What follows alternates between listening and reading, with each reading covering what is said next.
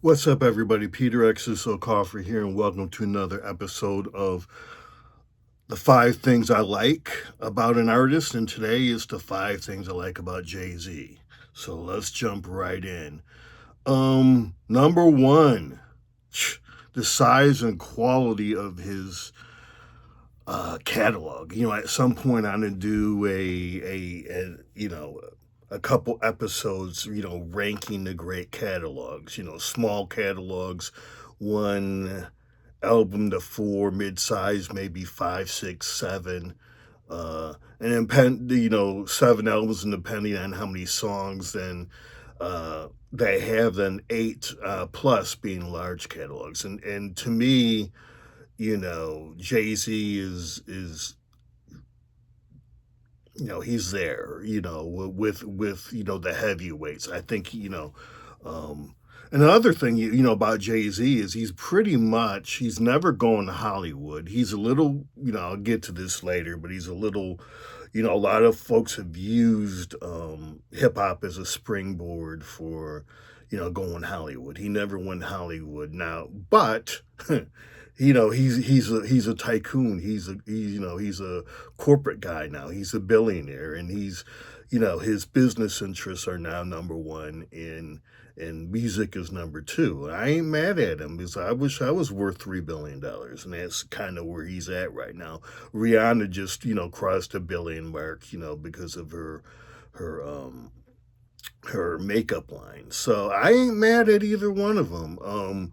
But yeah, I mean his catalog is good. It's there. I mean he's there with the Rolling Stones, Prince, the Beatles, David Bowie, the Who. You name the big catalogs. I mean the quality is there. I mean you start listening to Jay Z and it's like, man, all the good stuff they can't even get it on the radio is it's that good. So the man, quality control was important to Jay Z.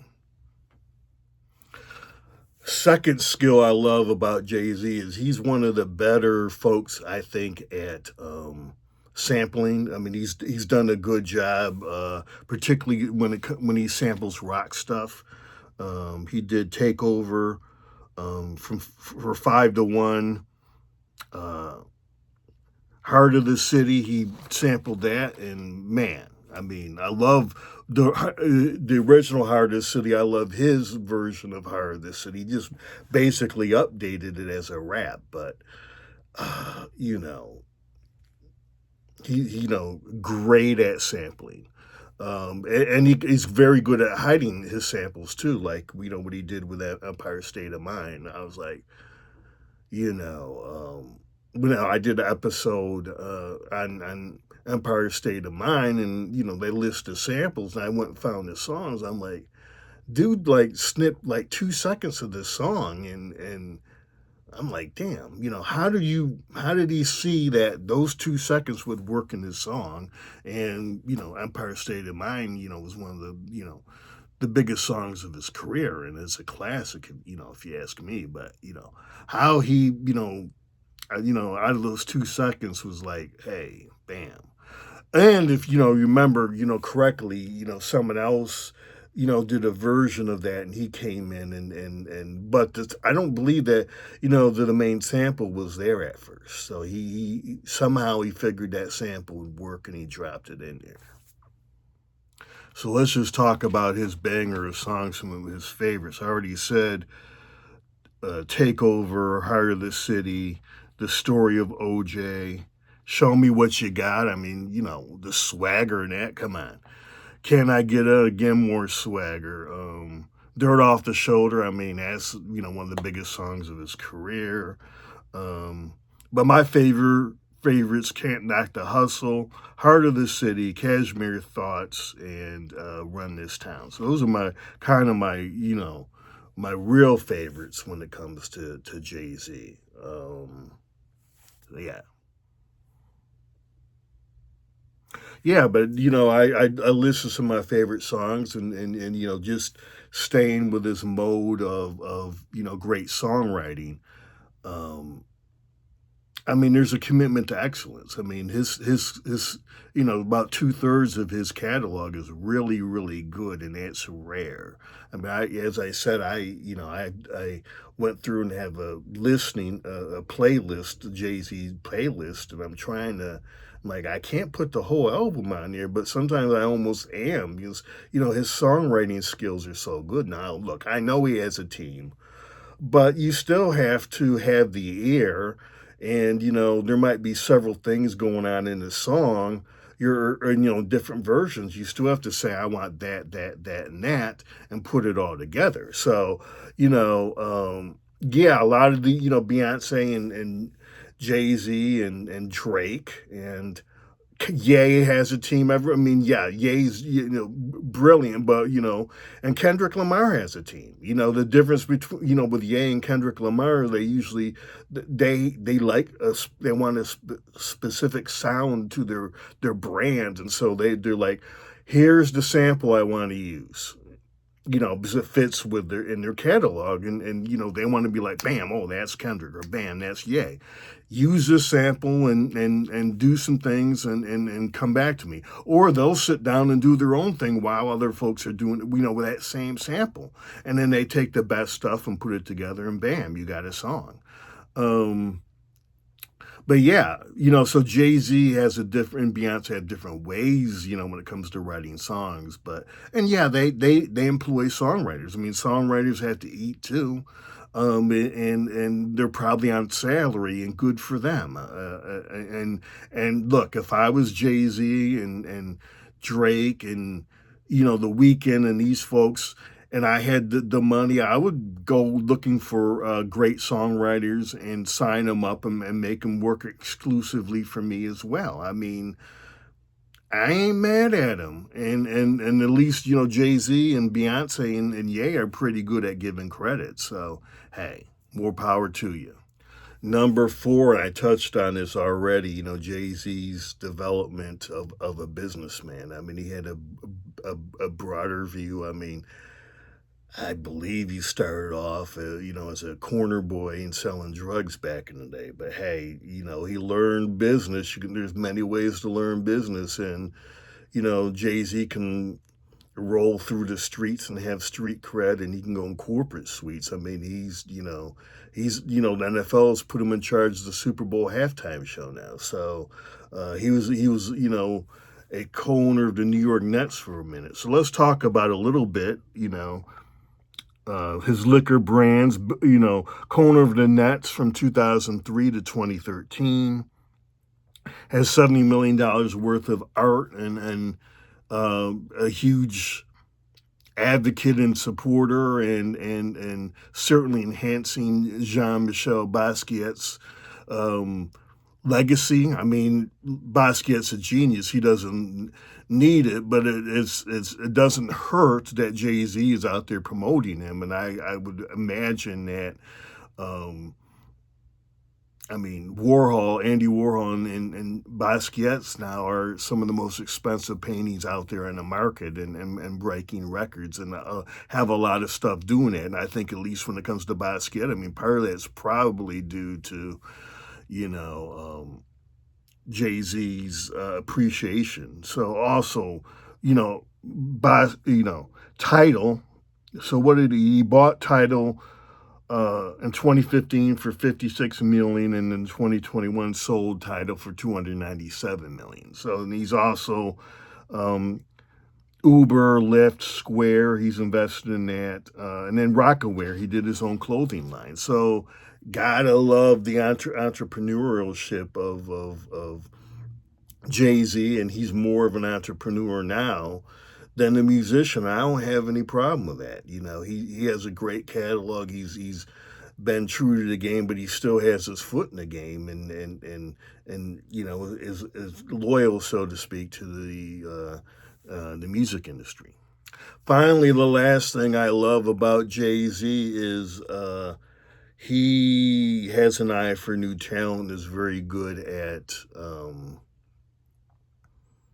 mentoring and promoting his folks. So, Ye, they did Watch the Throne, Rihanna, obviously, and J. Cole, and others. Those are the three big ones. So he's always out there, um, looking for new talent, and he's is a good mentor. I mean, folks speak, who you've worked under him and have come up, under his tutelage, have good things to say about him. So hey, Jay Z's that dude. So top five things he ain't going anywhere. I think Jay Z just got in the Rock and Roll Hall of Fame. I will check that and put that in the description, yes or no. But I think he just got in this year, and deservedly so. Um, I think, in conclusion, that Jay Z is the most prolific rapper in history because of the longevity. It's very hard to be in the rap game for a long time, and it's the mid '90s, and he went strong for 20 years. Now he has his business interests, so he's not doing music as often. But you can't knock you can't argue with his with the longevity and the impact he's had. I mean, Empire State of Mind. I mean, that was 20 years into, or 15 years into his, the 20 years into his tenure, because he came up in the mid 90s. I mean, name another hip hop artist who, 15 years in their career is still dropping, dimes and bombs like Empire State of Mind. So, hey, I know, everybody likes to fight about who the greatest is, and it's like, well, I don't like his rapping style, yada yada yada. When I come to my first approach with all, I mean, everybody has their biases, and rap style is easier because folks can hear it, you can imitate it, but as a musician and a songwriter, I always start when I'm evaluating, um, you know, musicians and musical acts. I start with the songwriting because it's the lifeblood of whether you're going to be a legend or not. You have to have great songs, to be legendary and to be timeless. And then he has great songwriting skills. Whether it's Elton John and writing the songs, and um, I think it's Barry Topin who does the lyrics, or what, even if you collaborate with somebody, it boils down to songwriting. And most people don't write songs and don't understand that process. I get it. But for me, it boils down to the songwriting. And eventually, towards the end of the year, I'm probably going to do a part two on Kendrick Lamar and the feud with Drake. And folks were like, well, I thought, I, I said Kendrick Lamar won the battle, but the problem, but the fight, because I think, Drake is a better commercial songwriter, and you can't erase history and you can't erase data. And some of my friends were like, dude, like, and I was like, hey, I've done episodes on both of them, pumping them up. I love them both, but, you know, Kendrick Lamar in certain aspects, if you frame the argument properly, is better than Drake. But on other arguments, on a commercial argument, I mean, Drake wins. I mean, yeah, I have a whole channel, your sub channel devoted to Prince, and love Prince, and personally, I put Prince over Michael Jackson, but the hard data. I mean, Michael had more hits than Prince. Michael was more. He understood. He's better commercially than Prince. So I don't have that argument with Michael fans when they want to argue who's better. I mean, there's other ways to go at that. Um, but and it's personal too. But hey. But yeah, Jay Z's one of the greats, if you ask me, and this is why I love me some Jay Z. So let me hit this close. Thanks for coming through. Um, Hit the like button, subscribe to the channel, leave some comments. I have 5 albums. They're attached to my channel here on YouTube. I'm also on all the streaming services. I record under the name Exodus, Xodus, and I have 5 albums of my own. And I also write science fiction fantasy on. Have two novels and novella on Amazon under the name Peter Exodus Okafor. Haven't written anything in a while, but we'll jump back into that eventually. So I appreciate you supporting the channel and appreciate any support you want to give my music or my fiction writing as well. So thanks again for coming through, and I will see you next episode.